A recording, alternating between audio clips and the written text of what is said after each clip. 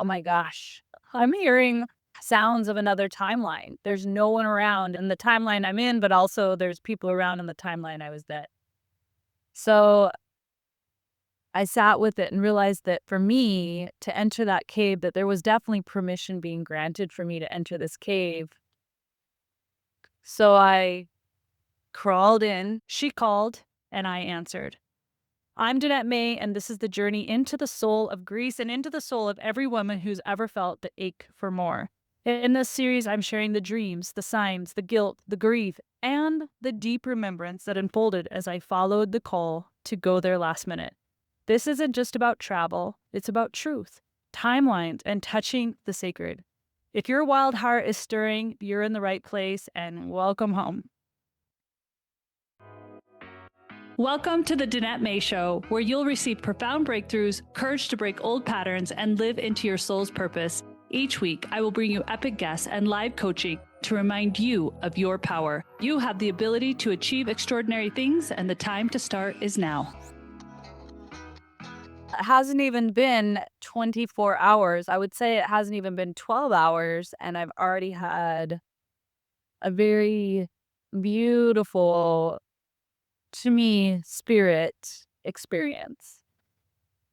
And this is reminding me for sure that often the detours, the delays, the upsets are potentially opportunity for magic.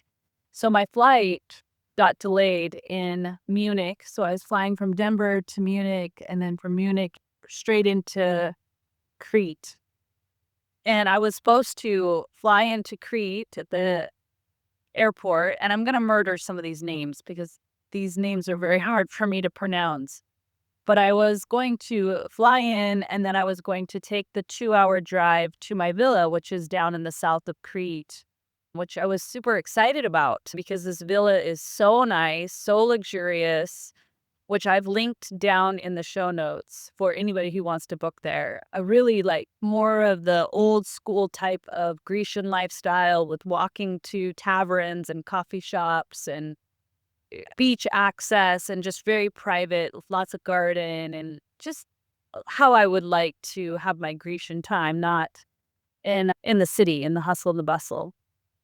But because my flight was delayed by 5 hours in Munich, it put me in very late, so I had to book a hotel next to the airport, and that had me get up early and go to the Knossos Palace, and there was this cave and I'm going to link all the names of these things in the show notes, so you're gonna wanna click into the show notes if you wanna learn more of these details. But there was this specific cave that was, like, over 5,000 BC where they say the ancient high priestesses would go, and it was considered one of the places where they would do ritual and ceremony with the high priestesses to do birthing and blessings for fertility and safe passage for these births of these new babies coming into the world. And so I think some of the high priestesses would just pray, or you would go in and make your offerings. And they found a lot of artifacts inside that cave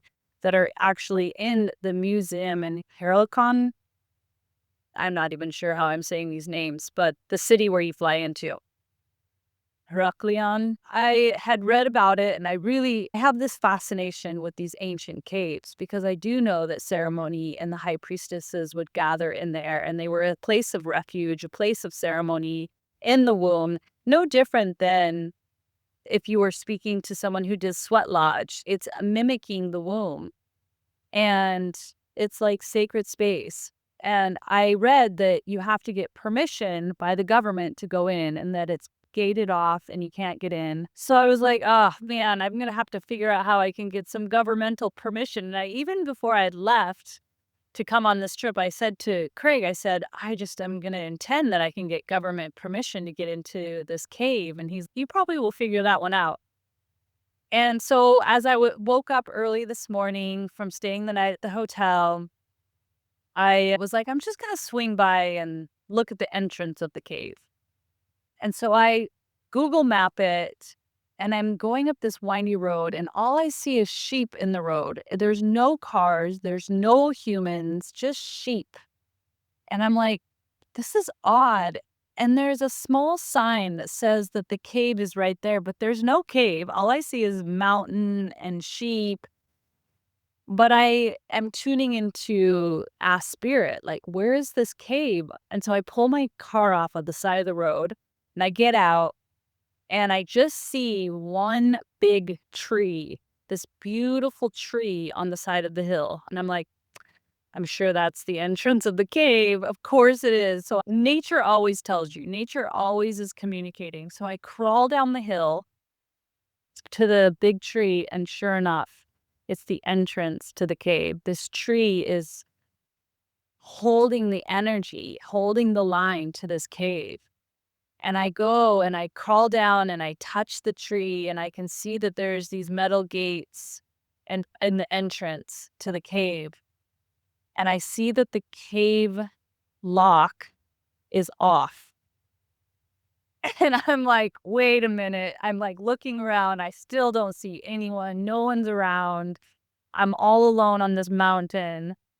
And I just sit at the entrance and I'm just touching the tree and I bring an offering. And you guys, if you want to hear my episode, it's really important, I believe, when you're going to sacred sites that were used as sacred, no matter if you're in that culture or not, or believe the same practices, I think it's very important to honor the culture, the heritage, the customs of those times, and to ask permission. Even if you're going to walk on sacred lands, when you go on a hike, always ask, can I walk on you? It's prayer. It's an offering. It's asking. I think it's really important. And when you start to do that, magic happens actually. You start to have these openings and you get these different opportunities to hear with ears and eyes that are different than the human ears and eyes. So I touched the tree and I sat there for a minute and I felt this fear, like, I'm going to get in trouble if I go inside this cave. And I realized that fear was not so much fear of getting in trouble, but I had many lifetimes of maybe being in caves and getting in trouble doing ceremony, and maybe even had died in ceremony. And so I sat there with that fear and I could hear talking. Like, I'm sitting down at the entrance of the cave, like right there, and I'm hearing talking. And so, of course, it made me nervous. And I scramble back up to pop up to see who's coming, and no one was there. And I sat back down and I'm like, hear the talking and the sounds again. And I realize, oh my gosh, I'm hearing sounds of another timeline. There's no one around in the timeline I'm in, but also there's people around in the timeline I was at. So I sat with it and realized that for me to enter that cave, that there was definitely permission being granted for me to enter this cave, that it would be a metaphor of me entering into spaces that feel scary, but still doing it anyway. So I crawled in. I could feel the palpableness of that cave, the deep wisdom, the deep ceremony that was being held there for 5,000 years. And just feeling that. And I went in and could see the vastness, like the cave went who knows how far in. I didn't have a flashlight with me, but there were these stalactites that were formed from the earth base up that looked like females, like these female stones of women in dresses. And I saw old flowers in there. So someone had gone in and made an offering for sure, and just could feel the energy of women gathering in a sacred way. And I did a blessing for my womb, for the babies that were born in this womb, for the child that didn't get to have its earth time here, for all the ancient lineage of women taking on so much through the womb, through this creative center, some abuse, some unwanted pregnancies, some wanted pregnancies, some terminations, guilt, shame, all of it that lies within, and men ravaging and savaging this womb space, no different than what happens on the earth, where we're just taking from Mother Earth and her womb, her sacred places, her land. And we're not walking with reverence. We're not walking with reverence on the womb space of women. And I just offered that prayer and that healing within my own womb and letting it be an offering for all. I wanted to stay in there for a long time. I could have easily sat in there and meditated and just prayed for as long as I wanted, but I felt like I needed to get going because I still wanted to go check out the palace and then drive to the villa, which was at least a 2 to 2.5 hour drive. So I exited out of the womb, out of the cave, and went to my car, and then the tears flowed. I was just in awe that it would have the lock off for me, that I would think that I would need to get government permission, but with a kind and loving and respectful heart, the lock was off for me to enter. And you guys want to check out my social media at the Danette May. I have a stories icon where you can watch a lot of this, or you can watch some of my posts or some of my stories that are going alongside of these episodes so that you can see the pictures that go with me sharing this here on the podcast. But at the Danette May, watch the stories, look at the posts. I went then to Knossos Palace, which is also 3 to 5,000 BC. They say that the Minoans were such an advanced civilization. Listen to the last episode where I talk a little bit about the heritage and the culture of the Minoans, that there's speculation that they got dispersed as a civilization and then went to Egypt. So very much a society that was deep in arts, deep in knowledge, had a lot of wealth. Just even the big vases that were so ornate and so beautiful that are in the BC, like thousands of years old, still preserved, just blew my mind. The painting, the artwork. And you know those places that you walk in and you just feel like you've been there before? That's what it felt like. I felt like I'd seen the mountain range in the distance before, that I had been here. And it felt so familiar and so beautiful to walk along. And one thing I want to really suggest for anyone who's checking out sacred sites is to first walk through without listening to someone tell you what you should be looking at or what went on, and just feel it. See what memories come up, see what your instincts say. And I find that I receive deeper wisdom and deeper knowings about a place on my own instincts, my own knowings of just deep remembrance. Remember, we're connected to everything. And sometimes they don't have the facts. These archaeologists or these historians don't have all the facts. They're just speculating. And our own intuition will know more than their speculations coming from the mind versus the heart.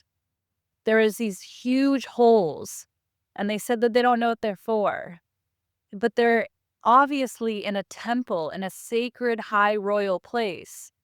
I don't think they're just built for storage. That was their speculation, that they were probably just used for storage.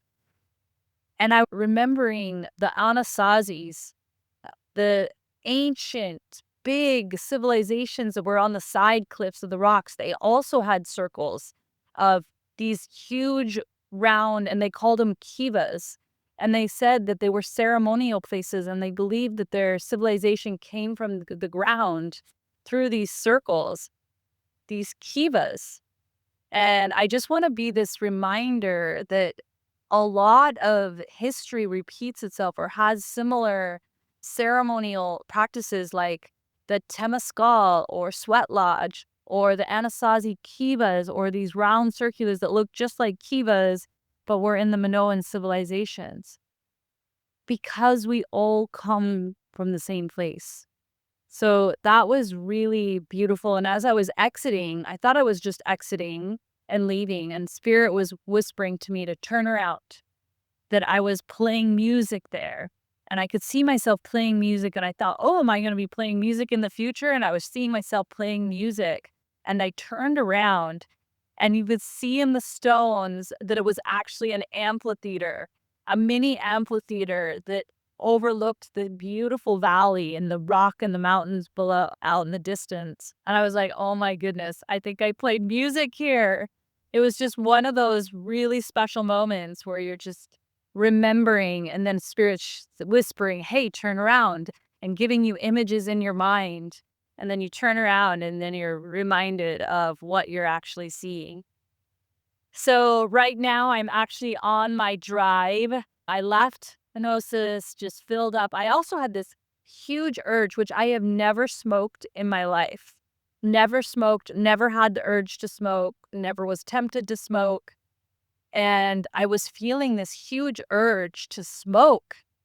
And I know that I'm in multiple dimensions, so I'm like curious about this smoking and this urge to smoke. So I'm going to research history with the ancient priestesses and what did they smoke? Was it herbs? What herbs were they? What was it? Because I'm sensing that. I was doing that in the caves. I was doing that in the royal palace.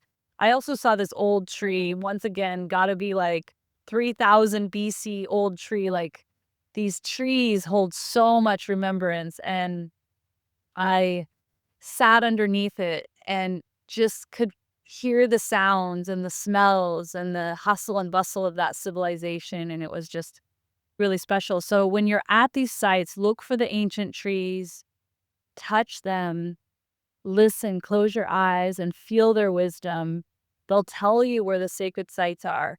So one of the trees, I looked, crouched down, and you could see old bowls, old artifacts underneath the tree.